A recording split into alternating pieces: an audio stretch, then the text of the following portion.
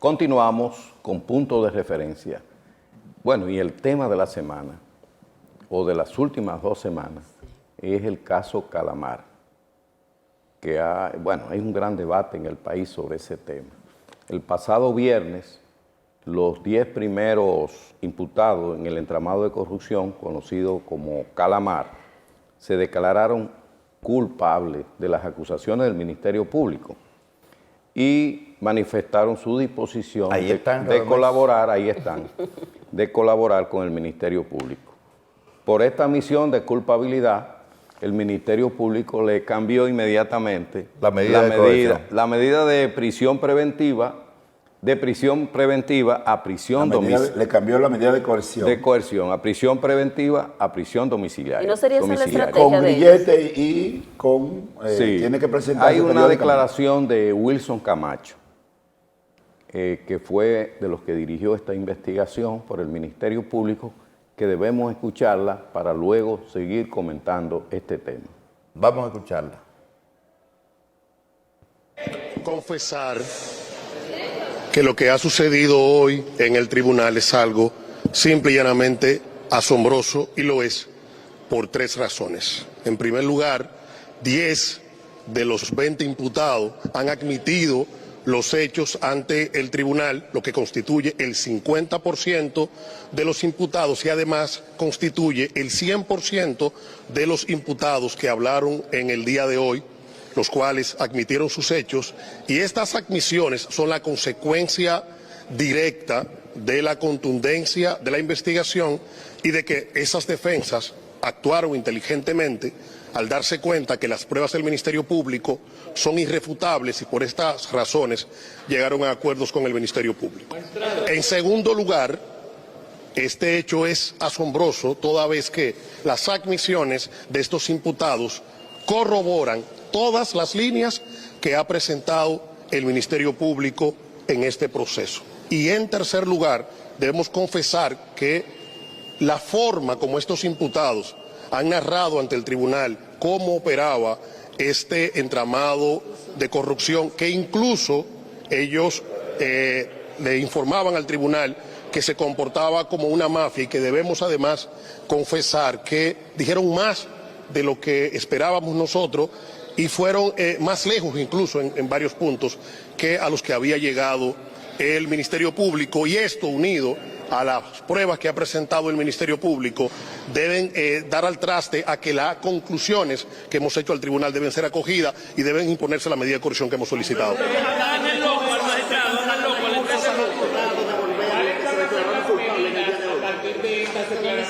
Las medidas a partir de estas declaraciones son arresto domiciliario, impedimento de salida y garantías económicas en todos los casos de los 10 que han admitido los hechos en el tribunal. ¿Qué otra colaboración van a brindar además del testimonio? Bueno, a partir de este momento, y es algo que los imputados han dicho incluso al tribunal de su disposición a seguir colaborando con el Ministerio Público, que es un tema que el Ministerio Público manejará en lo adelante conforme la dinámica de la investigación. Pero además, estas personas tendrán que devolver dinero recibido ilícitamente, que siempre ha sido un fin del Ministerio Público. ¿De qué monto estamos hablando, magistrado? Nosotros vamos a investigar y llevaremos ante los tribunales a todas. Bien, bueno, estas declaraciones de Wilson Camacho son muy interesantes. Este domingo, 2 de abril, la solicitud de medida de coerción seguirá en una audiencia contra los 3 primeros exministros. No, los otros 10, porque lo que expusieron son los 10 y lo que la gente está... Sí, pero que la gente está pendiente de los 3 ministros, porque lo demás la gente no lo conoce, es decir, de Gonzalo Castillo, Donald Guerrero y José Ramón Peralta. Y en este caso de los 10, el más conocido es Ángel Locua. Exacto. Ah, de los 10 primeros. De los 10 primeros, sí. Sí, que dijo que se declaró parcialmente culpable. dijo él. Dijo que lo utilizaron, etcétera, etcétera. Pero bien, yo lo que quiero es señalar, hace tiempo que en este programa y en otro programa hemos venido manifestando, cuando decenas de miles de personas desfilaron en la Marcha Verde a partir del 2017, teniendo como bandera principal la lucha contra la corrupción y la impunidad. Entre los cuales estábamos nosotros. Sí, exacto. Ahí desfilamos en todas esas marchas. No pensábamos que la corrupción llegaba tan lejos. Yo pienso que nos hemos quedado cortos en lo que estamos viendo. Porque algunos teníamos claridad de que la corrupción no era la corrupción como una simple desviación ética, sino la corrupción como todo un modelo de dominación política. Es decir... O estrategia de permanencia en el poder. De eternización en el poder. Exacto. Es decir, a partir de 1996 se inició la visión bochista de la política, fue cambiada por la visión del pragmatismo maquiavélico de Balaguer, ¿verdad? Fue que se fue imponiendo y la permanencia en el poder era un elemento clave. Claro que el PLD es un partido que viene de una tradición un tanto autoritaria, ¿verdad? La dictadura con respaldo popular, cómo se desarrollaban los círculos de estudio, todo eso fue conformando, es decir, se mezcló un poco esa tradición autoritaria que venía del PLD con esa visión leninista del partido, de servir al partido primero que al país. Para servir al pueblo. Sí, para servir al partido, para servir al pueblo. Que debía ser servir al pueblo desde el partido. Y no servir al partido, porque es al pueblo que hay que servirle primero, no a un partido político, que eso es un medio, no un fin en sí mismo. Entonces, toda esa visión autoritaria que venía del partido, se unió al maquiavelismo, el pragmatismo maquiavélico de Balaguer, pues dio esa suma y bueno, se conformó todo un modelo de dominación política que nos recuerda un poco el PRI de México, que duró 70 años. 70 años. Wow. El PRI de México, yo creo que el PLD estuvo a punto de superar ese modelo de dominación del PRI de México.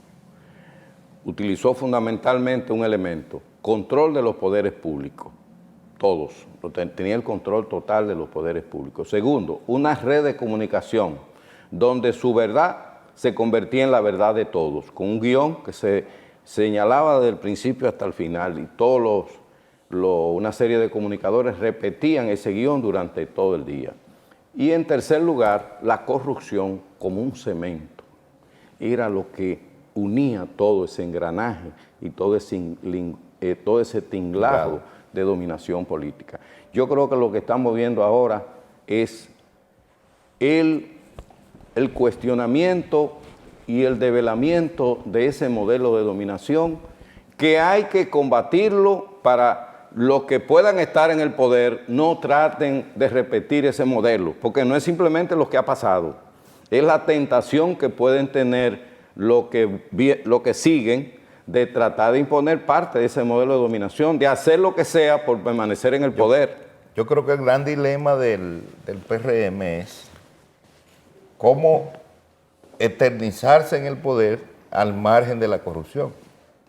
Bueno, pero hacerlo, yo no diría eternizarse, yo digo que un partido político en buena lid puede ganar unas elecciones, pero no tiene que acudir porque estos fondos eran para la campaña electoral de Gonzalo Castillo. Claro. Era para eso. Claro. Entonces, hay que evitar la tentación de que el PRM o cualquier partido haga lo mismo, porque esa es la enseñanza que un programa como este debe tratar de llevar. Claro. De educación cívica, ¿no? Claro. Y Luis Felipe, bueno, que es un politólogo, puede ver otra arista, ¿no? de este caso. Lo que hay que rescatar, dos elementos esenciales. Número uno, el Ministerio Público está jugando su rol desde el punto de vista jurídico a través de la PETCA, es decir, la Procuraduría a través de la PETCA hace investigación, hurga, investiga, imputa y finalmente quien determina culpabilidad o no en la responsabilidad de los hechos que se le imputa es un juez.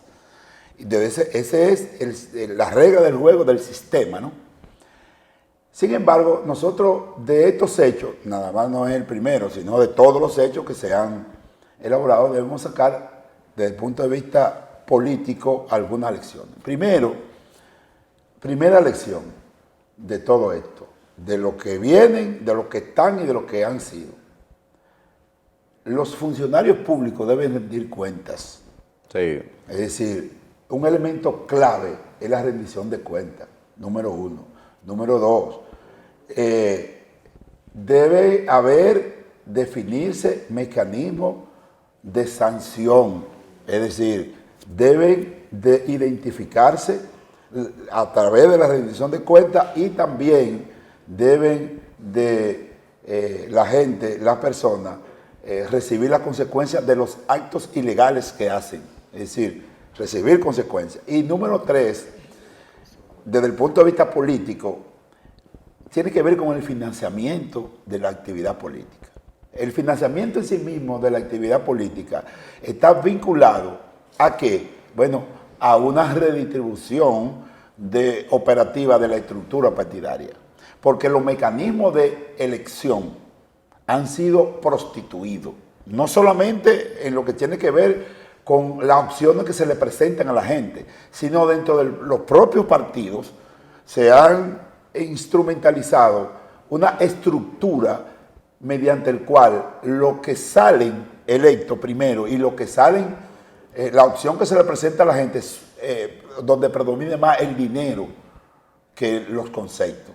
Es decir, fíjense, si ustedes observan, las personas más votadas de todos los partidos, diputados y senadores, han sido personas que han sido señaladas, ¿verdad?, como personas vinculadas a situaciones ilícitas.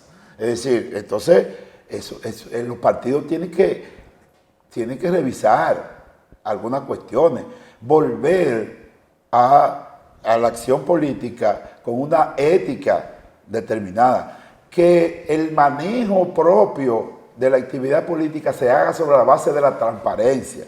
Por eso, yo siempre... La transparencia y la eficiencia. Sí, claro. Es que una cosa va de la mano. Claro. Tú ves.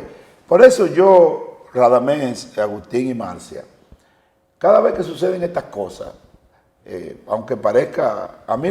yo siempre escucho a Milagro Ortiz Bosch, porque es una referencia ética. Nadie en su vida política dilatada ha podido cuestionar la moral de esa señora. Y ha sido vicepresidenta, senadora, ministra de Educación. Secretaria de Educación. Es decir, ella ha predicado con el ejemplo. Y entonces cada vez que ella habla tiene un peso específico. ¿Por qué? Porque ese peso específico está referido a que ha pasado por la vida pública y ha practicado lo que dice. De manera que... Observa que ella hizo públicamente planteó que hay un funcionario público que tiene que pedir licencia porque se menciona en este entramado. Creo que se llama Mérido Torres. El de titulación de tierra. Sí. Pero hay un diputado, creo, también. Hay un diputado, pero en el caso de... Tiene una jurisdicción especializada porque es diputado, tendría que ir a la Suprema Corte de Justicia. Y eso complicaría el procedimiento. Sí. ¿Por qué? Porque ¿qué es lo que pasa? Hay abogados que son diestros. Si involucran a Gori en el expediente, ese expediente sale de donde está y se tiene que ir a la Suprema. Sí. Fíjense que en el caso de Odebrecht tuvieron que sacar a Julio César Valentín y al de San Cristóbal para que se conociera en una jurisdicción ordinaria. Porque mientras ellos estaban investidos no de la inmunidad, sino ellos estaban investidos de ciertos símbolos propios de su cargo, de su rol, ellos tenían que conocer en una jurisdicción privilegiada, como dice Radamés, en única instancia. Sí, hay que señalar que el hecho, Marcia, que está aquí acompañándonos, esta bella dama, de que los 10 primeros imputados se hayan declarado culpables, echa por el suelo la acusación de persecución política. porque ellos están admitiendo la culpabilidad. Pero por eso pararon una marcha que tenían. Pero eso también le da peso al caso, Claro. credibilidad. Credibilidad. Es importante destacar, y lo que tú expresabas desde el principio, el llamado a prestar atención no al evento mediático, sino de fondo lo que esto significa para el país y para rescatar el que no vivamos lo que vivió México. Que no se Con el PRI. Con el PRI, que no se perpetúe esta práctica en los presentes y futuros mandatarios que estén en el poder. Algo que yo quiero destacar de mi maestro José Dunker, en su libro Cultura del Tigueraje, él expresaba, no tenemos régimen de consecuencia. Eso es lo que aquí en nuestro país necesitamos, que exista desde la familia, desde el Estado, desde todo el estamento público y legal. Necesitamos una cultura, un régimen de consecuencia, en el que nadie esté exento, nadie esté libre de rendir cuentas, pero además de ser imputado o de que pague las consecuencias de sus decisiones y de sus actos, ya sea por vinculación directa o como por ejemplo dice Ángel Loco, al que fue involucrado. Usted debe protegerse, porque ante un cargo público usted debe rendir cuenta de las responsabilidades que el mismo cargo implica. Entonces el régimen de consecuencia debe ser como la bandera nuestra, para que esta cultura del tigueraje termine y todos estos hechos, que este apenas es el primero, que tiene un peso pesado por, como dice Radamés, el reconocimiento y aceptación, a pesar de que yo pienso que eso también es una estrategia para ellos no ir a la cárcel. Miren, hay otra cosa, aunque fue un caso que no corresponde a este Ministerio Público, lo que ha sucedido con el caso Odebrecht en la República Dominicana, que finalmente quedaron solamente 3 sujetos a ser condenados, eso ha llevado a la ciudadanía a mucha incredulidad y desconfianza de lo que pudiera pasar con los demás casos que se han ventilado en el nuevo Ministerio Público. La población quiere respuesta, quiere resultados. En otras palabras, la gente espera que hayan encartados, que hayan presos. Y que se pueda resarcir Y que se también. puedan recuperar los robados. La gente está esperando eso. Yo creo que el Ministerio Público de la actual gestión gubernativa está dando muestras, está dando señales de una verdadera voluntad de castigar los delitos que se han cometido. Y según las en contra- informaciones que tengo, han actuado con mucha independencia del Ejecutivo. Eso es No muy bueno. creo que haya habido un ministerio público en la historia de este país que haya mantenido mayores niveles de independencia del Ejecutivo.